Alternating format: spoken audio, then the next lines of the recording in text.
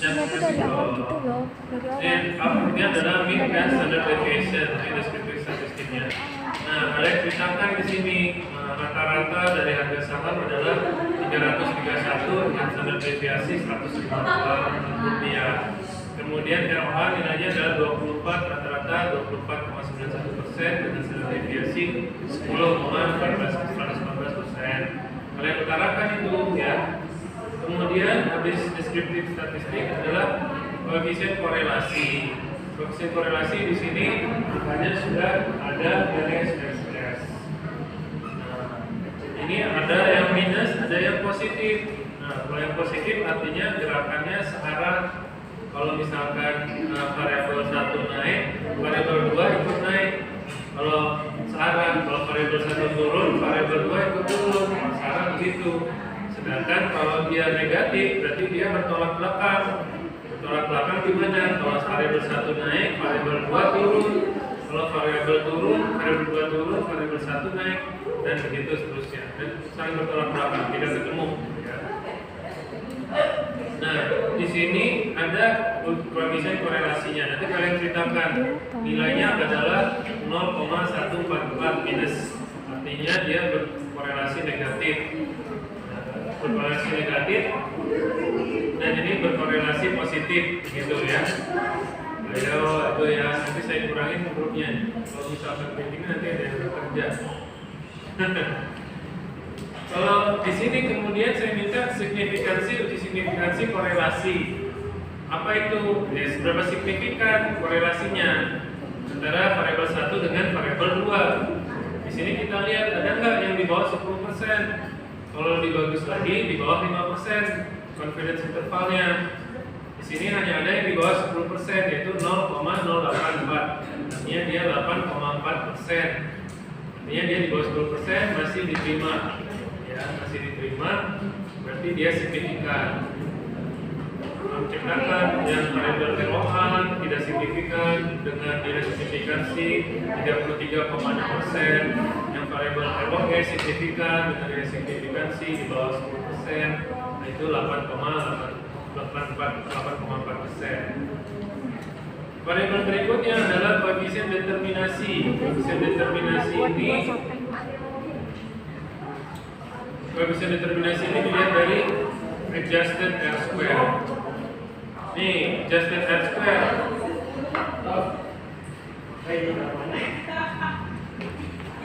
Adjusted R square itu apa? R square atau koefisien determinasi adalah menggambarkan nilai dari variabel X bisa menjelaskan variabel Y berapa persen.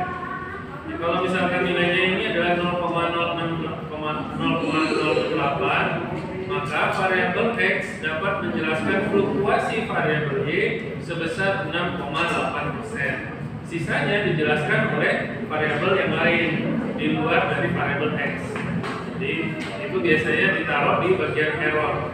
Nah, kalau misalkan dalam regresi ada errornya, pas error. Nah, di luar variabel X itu adalah error. Jadi kamu jelaskan ini 0,08 itu adalah koefisien determinasi, artinya apa? Ya. Terus selanjutnya apa? Nomor 4. Nomor 5. Uji multikolenialitas.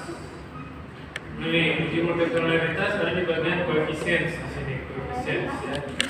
Nah, di paling pojok tarik ke pojok itu ada collinearity statistik. Collinearity statistik ada di sini. Itu kalian lihat nilai tolerance dan fit. Nilai tolerance dan fitnya. Nilai tolerance harus selalu di bawah 0,1. Dan harus selalu di atas 10%. Nilai tolerance harus di atas 0,1. Jadi dia harus di atas 10%. Kalau ini kan 0,9, berarti dia 90%. Ya. Kemudian nilai fit harus berada di bawah 20. Harus di bawah 10, di bawah 10. Nilai fit harus ada di bawah 10. Kalau dia sampai 11, 12, berarti dia sudah gagal uji multikolenialitasnya. Multikolenialitas itu apa? Kalau penjelasan mengenai multikolenialitas adalah saling hubungan antara variabel X1 dengan X2. Jadi ketika dibuat sebuah regresi berganda, X1 dan X2 tidak boleh berhubungan. Karena kalau berhubungan nanti dia akan mengakibatkan error yang besar pada estimasi. Nah, yang kita buat ini kan adalah regresi berganda ya. Misalkan di sini adalah Y sama dengan A plus BX1 plus BX2.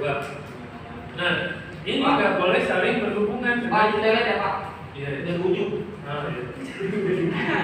Kalau misalkan ini hanya boleh saling berhubungan dengan Y saja. Gitu. Kalau misalkan ini dua saling berhubungan, maka ketika X1 naik, maka B2 ikut naik. B2 ikut bereaksi. X2 ikut bereaksi. Nah, ini nggak boleh. Akibatnya apa nanti? Akibatnya adalah yang dihasilkan dari sini namanya Y prediction dibandingkan dengan Y kenyataan, dia akan melebar deviasinya, selisihnya akan besar, errornya akan besar, jadi nggak boleh. Kriteria penolakannya apa? Kalau misalkan tolerance nilainya di bawah 10, di bawah 0,1, dan kalau FIF di atas 10. Ini kan kalian lihat di sini toleransinya di atas 0,1, dia 0,9. Sedangkan FIF-nya masih di bawah 10, 1,033 itu masih di bawah 10. Berarti kalau misalkan begini, datanya tidak terjadi apa-apa, datanya masih normal. Tidak ada hubungan antara X1 dengan X2. Gitu. Selanjutnya apa? Uji rantes atau uji rantes. Uji rantes itu agak lebih susah, saya pakai Durbin Watson aja. Atau uji dulu Harus 2 kali kerja nanti kalian. Kalau uji rantes kita Durbin Watson dulu ya, bahas ya. Durbin Watson ada di tempatnya mana tadi Durbin Watson uji tek.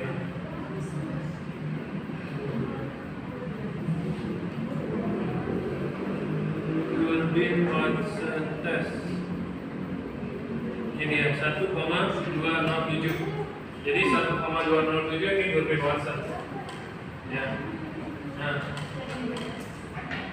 kita langsung aja, jangan pakai Durbin Watson, pakai rantes. Caranya gimana? Caranya tadi saya sudah membuat regresi, ya. Kemudian saya nanti kalian lihat lagi regresinya ya, gimana cara buatnya. Saya melakukan analyze, kemudian saya pilih rantesnya. Ini adalah dari non-parametric test, regresi dialog, kemudian rantes.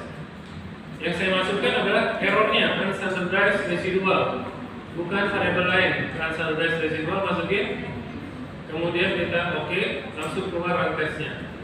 Nah, di sini rantes dia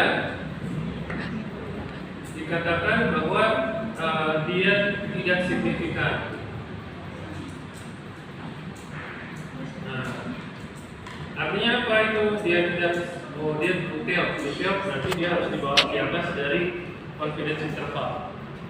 Nah, di sini kalau dia ada tulisan detail, maka dia harus berada di atas 5% atau di atas 10%. Baru dikatakan dia signifikan, ya. Dia akan signifikan. Artinya apa? Data simetris, tidak terdapat outlier.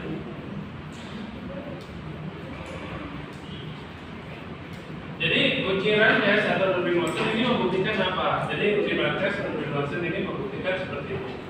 Ketika dibuat regresi atau dibuat sebuah regresi, gitu ya, data itu harus terkumpul kayak gini. Kalau ada data yang di luar, itu namanya outlier. Datanya namanya outlier. Outlier itu apa? Data yang melewati batas. Jadi dia beda sendiri. Kalau misalkan dia buruk banget. Kalau dia baik banget. Ibaratnya kayak orang yang IPK 3,9 itu outlier. Kalau misalnya IPK-nya 1, itu juga outlier. Jadi terlalu buruk dan terlalu tinggi gitu. Itu outlier. Nah itu harus dideteksi dulu pertama dengan Dolby Watson dan Run-Test. Ya. Kalau misalkan ada pun, nah cara eliminasinya adalah ini dihapus aja, dihilangin aja. Gitu. Hilangin, dihapus, nanti datanya jadi normal lagi. Jadi tidak terlalu tinggi. Apa hubungannya? Kalau ada outlier itu kenapa? Kalau ada outlier, akibatnya adalah tadi errornya akan besar, sehingga prediksinya akan salah. Nah, habis itu apa? Uji F. Nambahin ya, ini ada uji normalitas, namanya uji Kolmogorov. Uji Kolmogorov.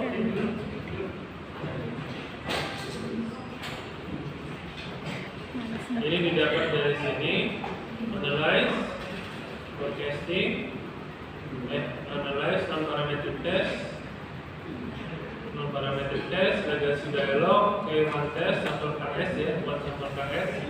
Itu masukin errornya saja. Tetap uji Kolmogorov dan uji normalitas.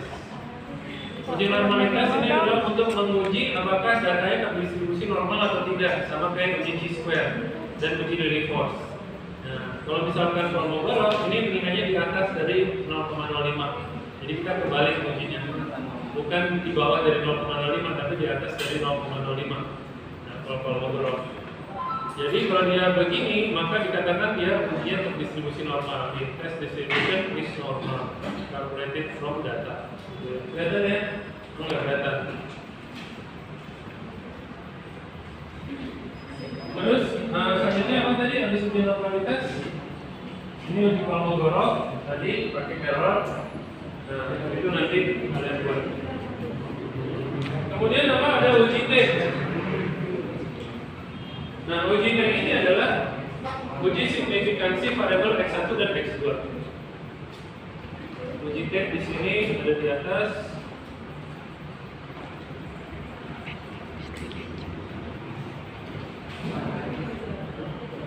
Uji F dulu ya. Iya Pak, uji. Uji F dulu ya.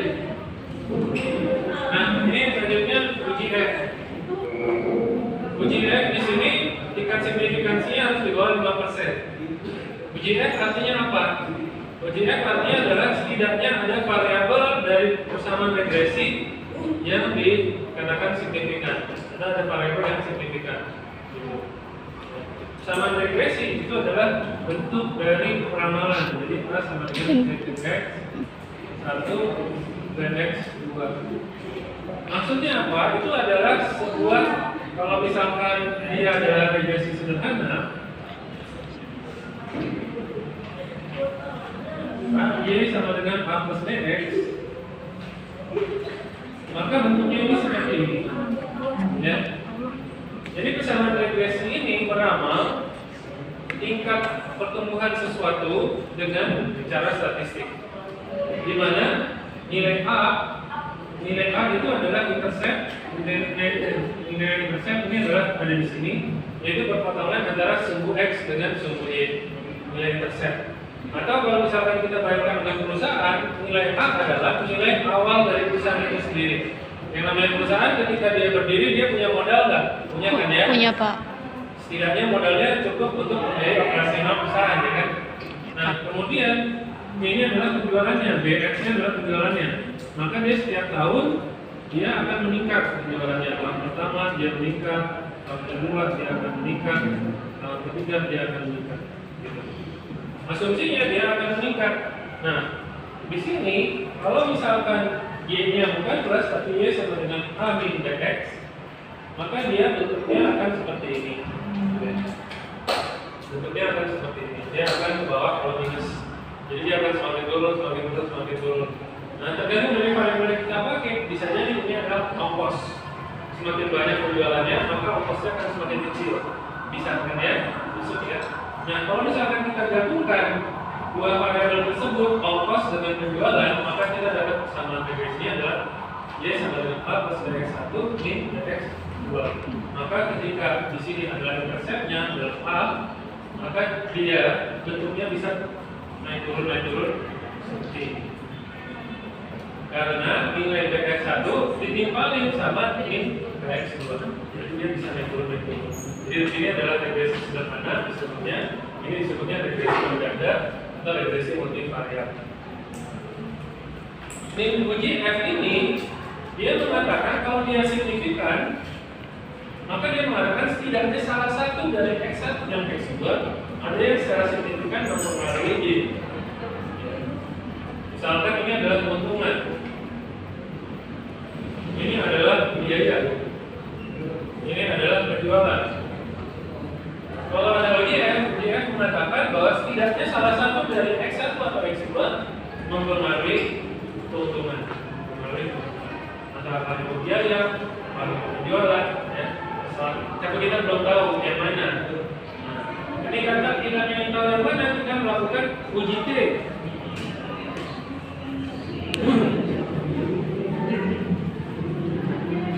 Nah, uji T ini kita cari di antara variabel X1 dan X2 mana yang signifikan, di bawah 5% atau di bawah 10%. Ternyata nggak ada yang signifikan, ya. Nah, itu berarti kita ketika kita mendapatkan sesuatu yang tidak signifikan, berarti kita menemukan sesuatu yang salah. Itu temuan juga atau enggak? Temuan juga, ya. Maka kita masih bisa menggunakan temuan tersebut untuk sidang skripsi. Kalau menurut saya itu tetap temuan.